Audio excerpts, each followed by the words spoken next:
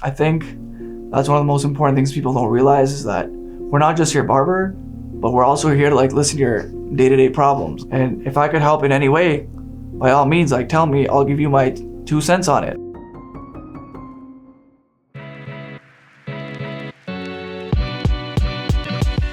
My name's Abdul. I'm 30 years old. I'm a barber from Toronto, Ontario. I started cutting hair, I want to say 2020 during the pandemic. And I hope to one day open up my own studio, my own store, and potentially have multiple stores where I'm overlooking everything and I don't really have to work much. That's basically the end goal. So right now I have my own studio at my house. It's in my basement. It's pretty private. So that's what I'm doing for now, and it's worked pretty well. Honestly, I don't feel the need to like go work in a shop and pay someone rent to like rent a chair there. But if I really do want to take it to the next step, I think the next step for me would be to open my own shop.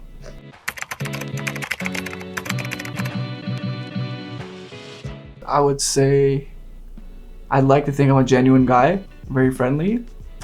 I would say creative would be another one, and skilled, because barbering isn't easy. It takes skill, right, to do what you do. So I would say those three.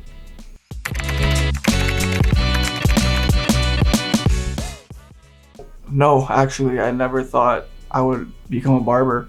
I think growing up as a kid, every year you kind of want to become something else. So there was a point in my life where I wanted to be a police officer or a firefighter or anything else, right? But I didn't ever think I'd become a barber, but it's just the way life goes, you know? Honestly, I'm happy with it. I love what I do. I enjoy it.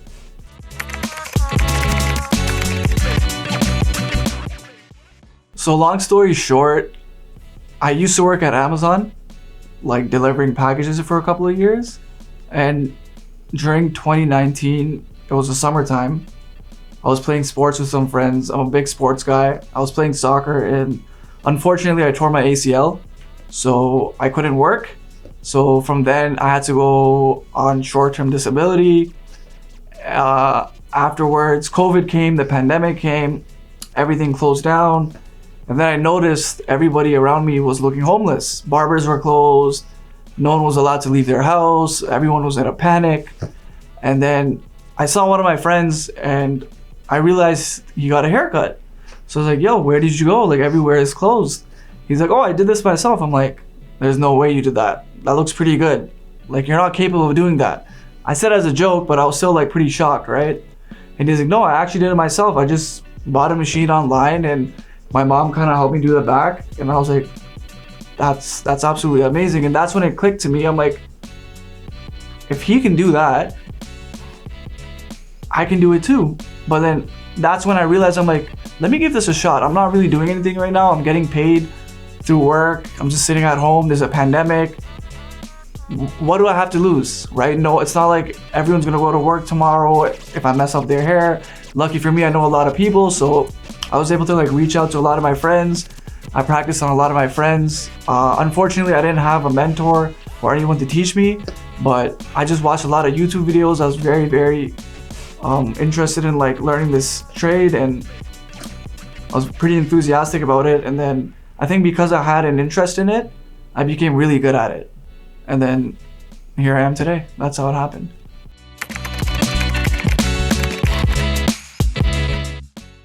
Okay, let me give you an example. If you're a top tier barber and you're cutting celebrities, you're being flown out on private jets with them, potentially, or they'll just fly you out regular. You just go there, they send a car to you, bring you to their hotel room, you're cutting their hair, and then you're probably gonna cut their friends.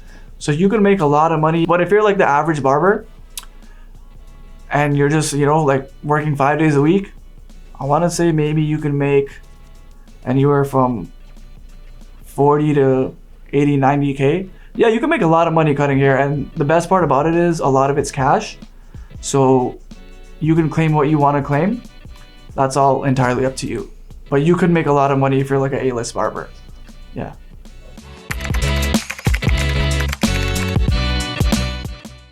I think the most challenging part for me is sometimes I'll have clients they'll tell me what they want, but they don't realize what they're asking for. In their head, it's a different definition.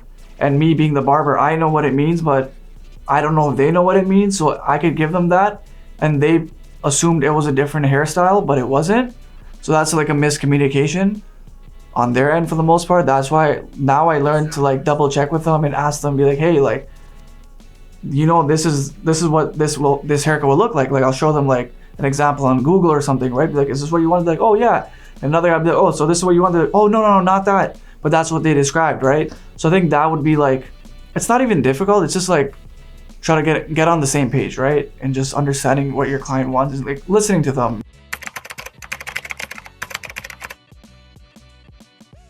The best part, it's always the ending. When I'm done cutting their hair, it's like they look like a completely different person. It's a complete transformation, and it's just seeing the reaction in their face and like the joy that you see in their eyes and how amazing they feel. The money's great, obviously, but for me, I like to look at the money's like, it's like a bonus, but it's like what I see, the reaction from the client, that to me is like fulfilling, because I'm like, damn, I was able to give them that kind of happiness, that kind of joy, right? So for me, I would say that's the best part of it.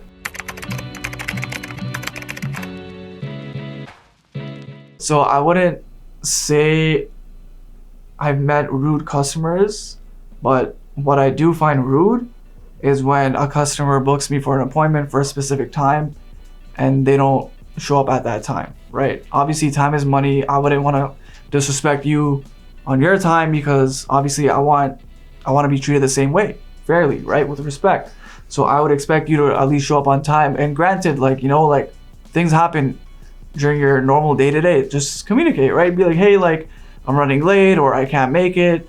But it's like when you don't keep me updated, you're not keeping me in the loop, and then I'm just sitting here waiting for you, and then you show up 45 minutes later, which could be a whole time slot.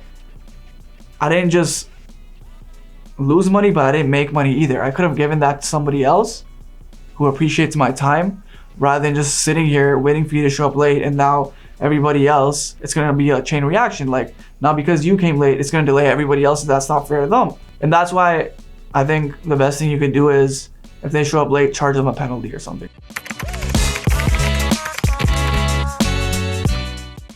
It was one of my best friends, Naweed. We were at our friend's apartment, and he brought one of his old machines, and then I didn't know where to cut him, so I'm like, I had a bucket, and I put him in the bathtub, and he sat on the bathtub, and I was just cutting his hair on the bathtub, right? That was like the very, very first time I was cutting hair. And shout out to Naweed, he gets free haircuts for life now. He was basically my guinea pig at the time. And yeah, that's basically when it first started. So we started from a bathtub to a studio now. I would use like a garbage bag as like a barber cape because I didn't have any materials. And here we are today.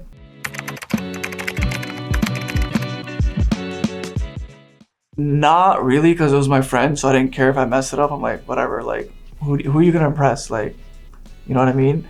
But it's also, it's not like he was gonna go into the office the next day where like he would have to like, you know, do a PowerPoint in front of like his coworkers or something, right? So it didn't really matter at that time. But that's why it was a little more relaxing, because everyone was at home, everyone was working not hybrid, just fully remote at that point, right? So yeah, I wasn't really nervous. I guess I would be nervous if someone would ask for like a specific hairstyle or a haircut where I didn't really have much knowledge on doing, but I would just freestyle it anyway. But granted, I would let them know like, yo, I'm not the best at this, I can do it for you. And I wasn't charging at the time either, because to me it's like, you're letting me cut your hair, that's more than enough for me, because I'm getting experience off your hair and you're getting a free haircut. So it's a win-win, or you could call it a win-loss for them if I mess it up, right? But yeah.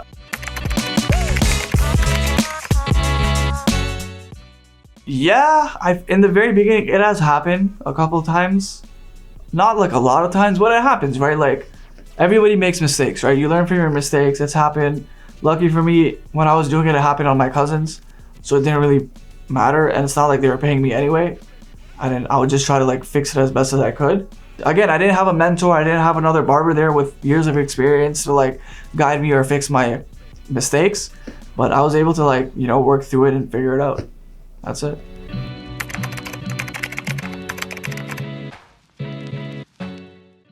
That's a great question. Actually, there is one incident. I want to say this happened 3 or 4 weeks ago. One of my clients, he's actually a super humble, genuine guy, and we're friends too. He came by. And he doesn't come by often. He probably comes every couple of months because I guess he's growing his hair long. But he came by to my house and for an appointment, obviously. And as soon as he walked in, I just realized that something was off. His whole demeanor, body language, everything was just completely off. His eyes were a little red. Like, it's like his soul had left the body, essentially, right? So I'm like, yo, what's going on, bro? Like, is everything good? Like, talk to me. And then he just sits in the chair. He's like, brother, like, I don't even know where to begin. I'm holding back tears. And the minute he said that, like, that's when I felt it. Or I'm like, damn, like, something must have happened. Like, I was like, do you want to talk about it? Like, I'm here to listen. He's like, for starters, he was in a relationship for 4 or 5 years. And one day, she just broke up with him out the blue. No reason, nothing, right? And he's like, cool, like, if that's how you truly feel and you don't want to be with me, I guess I can't force you to be with me. I understand that, right? But that's not even the worst thing. And then he follows that by saying he just found out his dad has cancer, his dad's dying. Immediately right after that. And this is all in the time span of 1 week, right? And he's like, I found out my dad's dying, and he doesn't even have a really great relationship with his dad, but at the end of the day, he still knows that's his pops, right? And that's still like something that's gonna affect you, right? So he said his dad's dying, and also, that's not even the last thing. The last thing was he found out that his cousin had just been murdered abroad. And all that happened in 1 week. So he was just like nothing, like he was broken, torn apart. And immediately, obviously it broke my heart, because like, what do you even say to a guy when he tells you all that, right? Like, yeah, like I say sometimes I'm kind of like a therapist to clients, but I don't think I've ever heard anything that extreme before. So for me, that was like different territory in a way, right? So I'm like, holy shit, like, what do I even say? Like, I just paused, like I didn't know what to do. And instead he said something. He's like, bro, all this happened in 1 week, but he's like, alhamdulillah, at the end of the day, I'm alive, I'm here, I'm breathing. There's someone else in a way shittier position than I am, and I'm just grateful to be where I am, because at the end of the day, there are people that are suffering way more than he is. And basically, just based off saying that, he's just being positive, and he's being able to like get through it. And I'm like, wow, like imagine having all that happen in the span of a week, and you tell yourself, I'm here, I'm alive, I'm gonna get through this, I gotta be strong for my family, because at the end of the day, there's somebody else who is way less fortunate than I am that is probably dealing with something way worse. So, you know, I just gotta work through it. And I was like, wow, like what can you even say to that? Like, that truly, like, it opened my eyes, and I was like, wow, like I salute this guy.